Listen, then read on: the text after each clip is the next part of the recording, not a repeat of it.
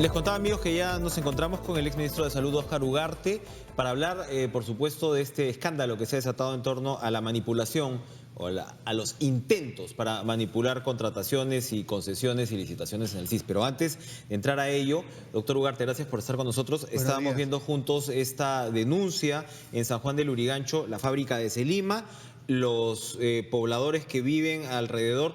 Las imágenes son elocuentes en términos de las rajaduras en las viviendas, el ruido que tienen que soportar, la situación de los poquísimos árboles, ¿no? y zonas verdes mínimas que tienen alrededor, cubiertas de polvo. Allí vemos, no hay respuesta todavía de Celima, pero claro, ahí lo primero que cabe preguntar es un tema de zonificación, ¿no? Estamos hablando de San Juan del Lurigancho, una zona que ha sufrido invasiones a lo largo, pues, de los años y que se ha ido construyendo un poco con esa dinámica. San Juan del Lurigancho era clásicamente una zona industrial. A ver, San Juan del Lurigancho es un distrito que ha crecido desde los años 70 y 80. Es el distrito con mayor expansión urbana en Lima, ahora tiene 1.200.000 personas, es más grande que cualquier otra ciudad aparte de Lima. Entonces, inicialmente había una zonificación, yo recuerdo que yo he sido regidor de la Municipalidad Metropolitana de Lima en los 80, que decía zona urbana en tal parte y zona industrial en tal otra. Lo que habría que ver, porque no lo puedo afirmar así de cierta, es que Celima estaba en lo que era una zona industrial, o sea, por lo tanto, estaba bien ubicada, digamos. Esta debe ser una fábrica vieja, además, no claro, que debe ser una entonces fábrica. El problema es cuando empieza la expansión urbana y la población se ubica, digamos, en zonas cercanas. Ahí tiene que actuar la autoridad municipal, en este caso la municipalidad distrital, porque tiene que resolver lo que inevitablemente se va a convertir en un conflicto, como que ya se convirtió. No, porque aparte es difícil, conversábamos, hablar, pues, de una mitigación o una remediación cuando hablamos, pues, de una fábrica industrial de estas características, de estas dimensiones. En realidad, aquí la fábrica y los vecinos no pueden coexistir. No, ahí tiene que reubicar. Y habría que ver a quién se reubica, y como nos preguntábamos, es ver quién llegó primero, ¿no? O sea, dónde estaba la legalidad, y en todo caso, si es que los vecinos llegaron después, cómo se les permitió y cómo se les formalizó sin mover la situación de la fábrica. Yo creo que eso es lo que habría que evaluar, porque efectivamente no puede coexistir. Es evidente, y los vecinos tienen razón, que la vibración les produce efectos en las estructuras, pero además hay la contaminación de este polvillo que son Uno metales piensa en los pesados. Niños para empezar, pues, ¿no? Para empezar, pero es en general a todos, cualquiera... las personas adultas mayores, etcétera. Entonces, ahí tiene que intervenir la autoridad y designar un proceso, digamos, a través del cual resolver el conflicto. Esperamos entonces las respuestas tanto de Celima como usted bien señala, en este caso primero de la alcaldía de San Juan del Lurigancho, ¿no? para poder saber cuál ha sido la historia de esto, ¿no? Bueno, doctor Ugarte, evidentemente el caso, pues, que ha llamado la atención desde el gobierno en los últimos días es primero la renuncia del ex asesor Carlos Moreno, en principio, ex asesor en temas de salud. En principio no se dijo que detrás habían desacuerdos, ¿no?, con la ministra de Salud, Patricia García, y rápidamente lo que se ha ido desarrollando es que el gobierno en realidad le dijo chao, le dijo adiós, porque se recibieron estos audios donde él se ve conversando con el directivo de una clínica privada sobre cómo hacer negocios para entrar al SIS. Lo primero, ya sabemos, se ha declarado en reorganización el SIS. En los días previos había salido un decreto de urgencia también importante, ¿no?, con respecto al sector salud, que reubicaba también muchos recursos y que daba facultades presupuestales, ¿no? Evidentemente la ministra llegó y no le gustó lo que estaba viendo. Pero en el tema exactamente del SIS, en los últimos meses y en los últimos años se dice, bueno, démosle la bienvenida más al sector privado para todo este tema de vouchers, ¿no? Y tú te atiendes donde quieras. ¿Esto está enmarcado más o menos en esos intentos? ¿En qué está el SIS allí? Digamos, hay un contexto, para ubicar el tema, en que la demanda de servicios de salud, sobre todo de servicios públicos, ha crecido ampliamente, porque se han incorporado más asegurados. Hoy se habla de 17 millones, obviamente, de personas del país que están aseguradas en el SIS. Y la capacidad de oferta de servicios por parte del sector público, que ha ido creciendo, no está a la altura, y por lo tanto hay una brecha. no está mal y me parece una buena política que se apele a otros recursos como puede ser el sector privado u otras entidades públicas que puedan brindar servicios para cubrir y poder atender a los pacientes, que es el objetivo principal, digamos, ¿no es cierto? Resolver esa estrechez entre oferta y demanda. Eso ya se hace, eso ya se hace en el CIS. Claro, pero eso se tiene que hacer bien. ¿Cómo es hacer bien? Se hace concurso. Pero ya se están haciendo concursos, licitaciones. El CIS está autorizado para hacer eso. ¿Qué tipo de servicios que se supone pertenecen al CIS ya se están atendiendo en términos privados? Por ejemplo, servicios de urgencia. Se contrata con clínicas que puedan atender si es que los servicios públicos no están en condiciones. Operaciones de determinado tipo que tienen que hacer cola por meses en los servicios públicos, se puede atender. O sea, ese no es el problema, pero también es entre público-público. Por ejemplo, el Ministerio con E-Salud y el CIS le paga a E-Salud y viceversa. O con las sanidades de las Fuerzas Armadas y Policiales, que son organismos públicos.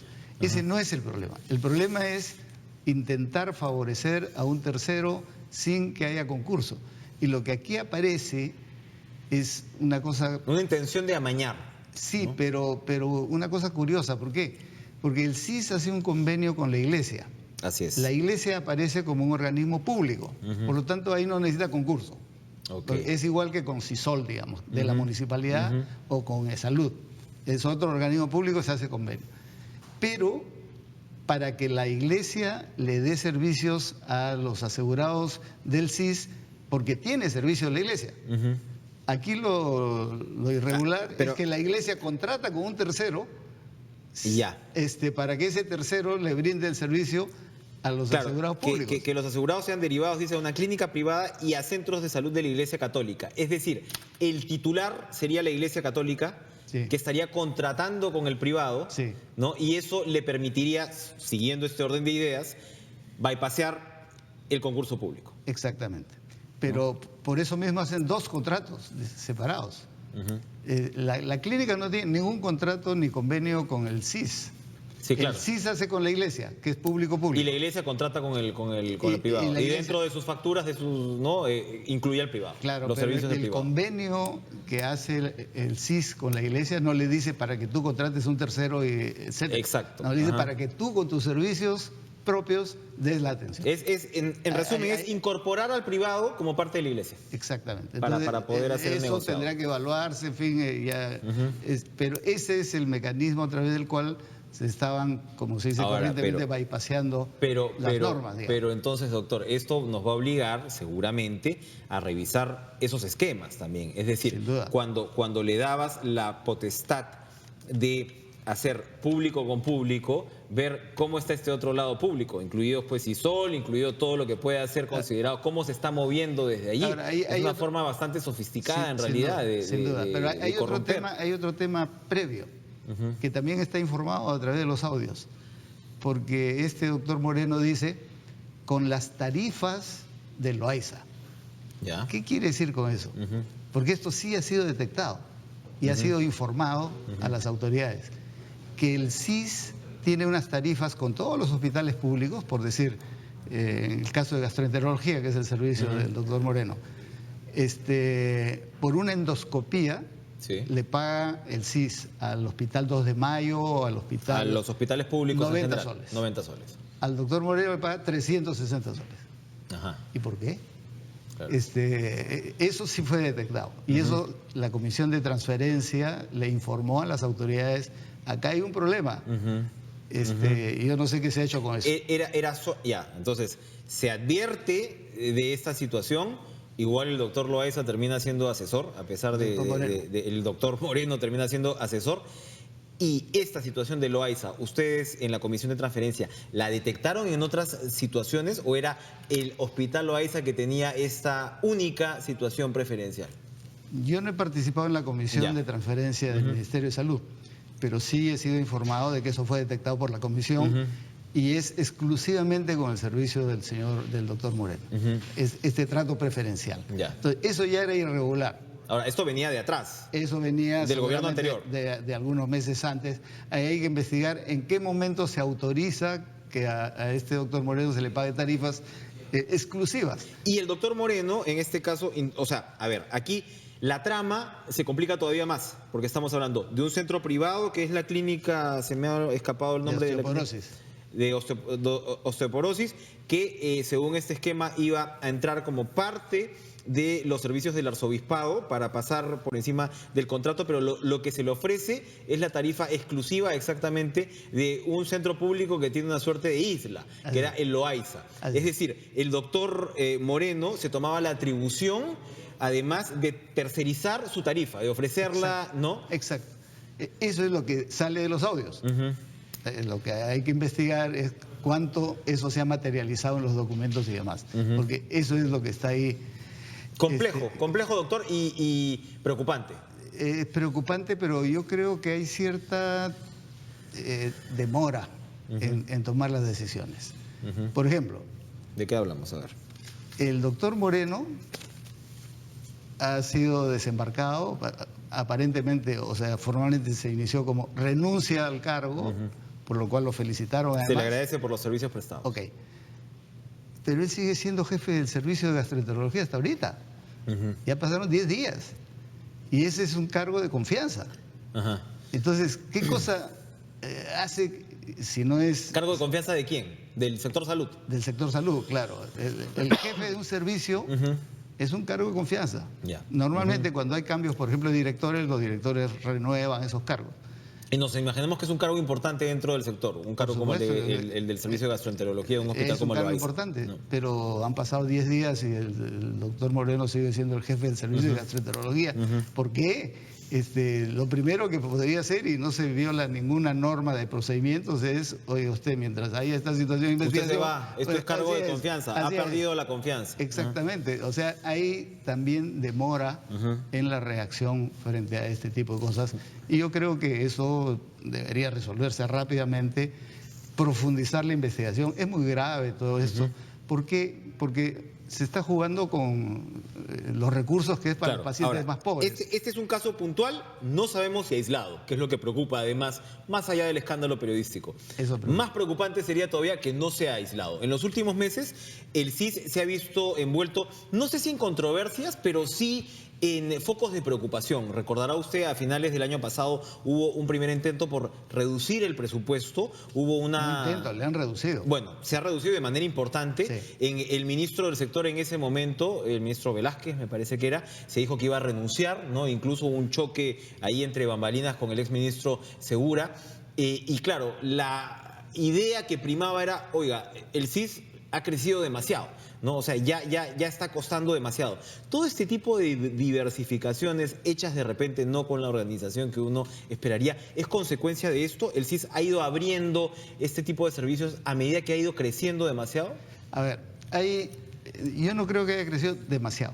Ha crecido y debiera continuar creciendo. ¿Por qué? Porque hay una responsabilidad del sector público de financiar los servicios que ofrece a los usuarios. Después de 10 años de un crecimiento sostenido del financiamiento del CIS, el año 2016 se le reduce financiamiento y sin embargo se le amplía a los usuarios. Entonces, ambas son decisiones de gobierno. Eso es grave, ¿no es cierto? Porque era obvio y se advirtió... Ahora, pero esta reducción del financiamiento no iba en contra de abrirse al sector privado. Es decir, con el mismo presupuesto reducido, iba a contratar con el privado. No es que entrar con el privado le diera recursos adicionales al CIS. No. Siempre hablábamos del presupuesto que venía del CIS. Claro, pero si se está ampliando servicios, sea con privado o sea con público, tiene que tener más recursos, pues. Pero sin embargo le han recortado. Eso es lo que ha hecho que el CIS entre en crisis, independientemente de lo que se está analizando ahora, porque si uno ve la consulta amigable del Ministerio de Economía y Finanzas, el CIS ya a fines de septiembre había ejecutado el 90% de sus recursos. No le iba a alcanzar plata, como no le va a alcanzar hasta diciembre. O sea, ahora tiene que entrar en reorganización y eso es correcto, pero además hay que darle recursos. Y lo cual hace todavía más escandaloso y más moralmente cuestionable que el doctor Moreno se exprese como se expresa, ¿no? Estás hablando de una institución no solamente fundamental para la salud de los más necesitados, ¿no?, del Perú, sino que en este caso había la intención de rifarse un presupuesto que, como vemos, además es escaso. Y yo creo, uno, que lo más importante es no jugarse con el dinero que está destinado a la población de más recursos que necesita. Se ha decretado la reorganización por 120 días. ¿Qué debería salir de esta reorganización? Estamos hablando de un presupuesto, como están las cosas, de 1.500 millones de soles. Bueno, yo creo que... ¿De cuánto era antes, perdón, para terminar esta parte? 1.750. Ya, se le redujo más del 10%. Bien importante. ¿no? ¿Qué debería salir de esta reorganización? Bueno, lo primero es limpieza de todos los que estén involucrados y eso la investigación tiene que determinar. Porque hay involucrados, digamos, yo conozco mucha gente que trabaja en el CIS, gente honesta, profesional, que no debería estar complicada en esto, pero ahí los arreglos han sido con determinadas autoridades.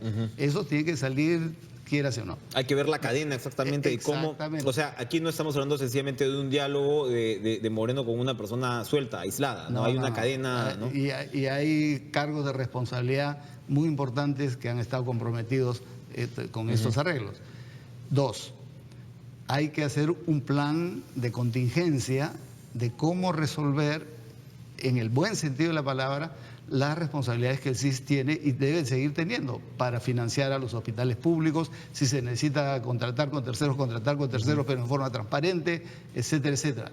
Todo eso tiene que ser analizado, qué contratos, con quiénes, cómo, etcétera. Pero en tercer lugar hay que darle los recursos necesarios. No se le está dando, hasta ahorita no se le está dando los recursos y ya entra en una crisis que el CIS, al no poder pagarle a los hospitales, le transfiere a los hospitales que con sus propios recursos terminen pagando las atenciones que están haciendo. Esto pone en cuestión el papel del sector privado en el sector público, es decir, la famosa intersección que se puede lograr, las APPs en los servicios de salud. No, usted? No debería. Como forma no debería. Pero sí los procedimientos. Y ahí hay que tener mucha claridad. Los procedimientos tienen que ser claros, tienen que ser transparentes, no pueden haber contratos como estos con subterfugios público-público para que termine favoreciendo al privado. Si se quiere contratar al sector privado, en buena hora se hace un concurso, todo el sector privado puede competir y el que ofrezca el mejor servicio gana. Entonces, el objetivo principal, que es atender mejor a los pacientes financiados por el Seguro Integral de Salud, se logra, ¿no es cierto? Pero se logra con todas las reglas claras y transparentes como debería ser. Entonces, que no la preocupación debiera ser doble, ¿no? Uno, que no quede empañada la función del CIS, que es una buena función y debiera continuarse, ni que se empañe esta posibilidad de una asociación público-privada para ampliar los servicios. Y yo creo que es lo que la investigación tiene que demostrar, dónde está el error y cuáles son los mecanismos correctos para hacer este tipo de... La ministra García ha dicho, filtraciones, planes de beneficios y relaciones con los proveedores. Es lo que hay que entrar así a la vena en estos días. Aquí, doctor, se puede interpretar de ambas maneras, porque quienes no creen en el sector público van a decir, ¿ves? Ahí está, ¿no?